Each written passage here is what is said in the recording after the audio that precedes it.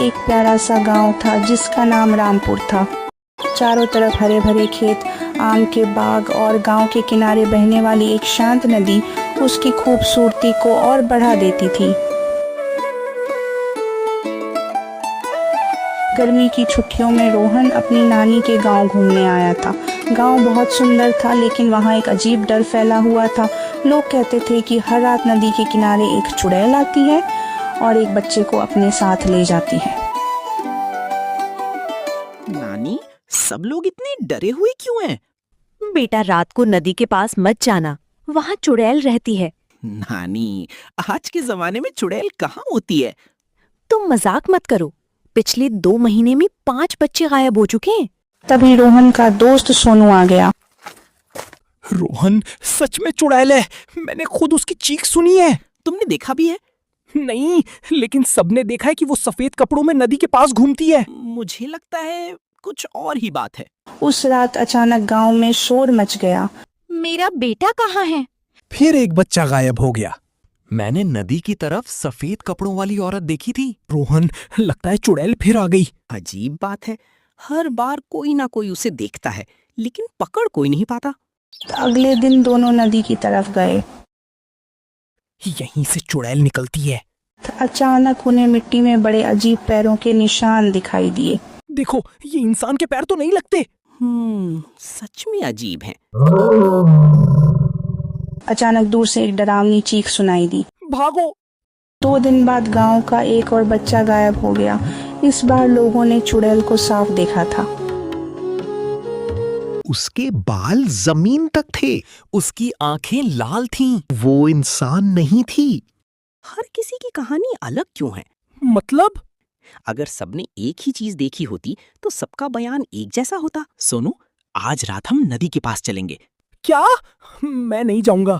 डरपोक मत बनो, अगर चुड़ैल है तो सच पता चल जाएगा। ठीक है, लेकिन अगर चुड़ैल आ गई तो मैं भाग जाऊंगा। रोहन, मुझे डर लग रहा है। शांत रहो, आवाज मत करना। अचानक दूर से एक डरावनी चीख सुनाई दी। वो सुनो। हाँ, लेकिन चीख इंसान जैसी लग रही है। तभी सफेद कपड़ों में एक औरत दिखाई दी। चुड़ैल? रुको, पहले देखते हैं।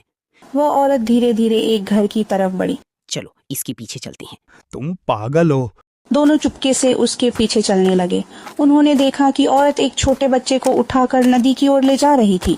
वह औरत नदी के पास बनी एक पुरानी झोपड़ी में घुस गई। रोहन और सोनू झांकने लगे। अंदर 3 आदमी बैठे थे। आज एक और बच्चा मिल गया। कल शहर ले जाकर बेच देंगे। गांव वाले मुझे चुड़ैल समझते हैं, इसलिए कोई पास नहीं आता। यही तो हमारी सबसे बड़ी चाल है।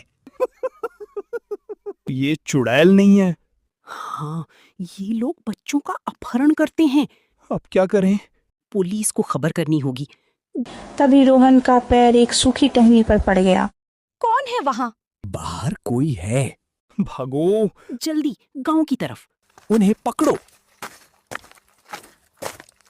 गांव पहुंचकर रोहन चिल्लाया। सब लोग बाहर आओ, चुड़ैल नहीं, अपराधी हैं।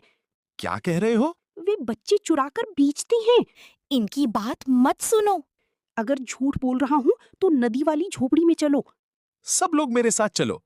किसी ने पुलिस को फोन कर दिया। पुलिस झोपड़ी पहुंची। अंदर कौन है? अंदर से भागने की कोशिश हुई, लेकिन पुलिस ने सबको पकड़ लिया। झोपड़ी के अंदर कई गायब बच्चे मिले। अंकल, हमें बचा लीजिए। अब तुम सब सुरक्षित हो। अगले दिन पूरे गांव में खुशी थी। अगर तुम हिम्मत न दिखाते तो सच कभी सामने नहीं आता। मुझे तुम पर गर्व है बेटा। और मुझे भी, क्योंकि मैं भी तुम्हारे साथ था। याद रखो, हर डरावनी बात सच नहीं होती। कभी कभी उसके पीछे इंसानों की चाल छिपी होती है। उस दिन के बाद गांव से चुड़ैल का डर हमेशा के लिए खत्म हो गया। लोगों को समझ आ गया कि असली खतरा भूत प्रेत नहीं, बल्कि बुरे इरादों वाले इंसान होते हैं।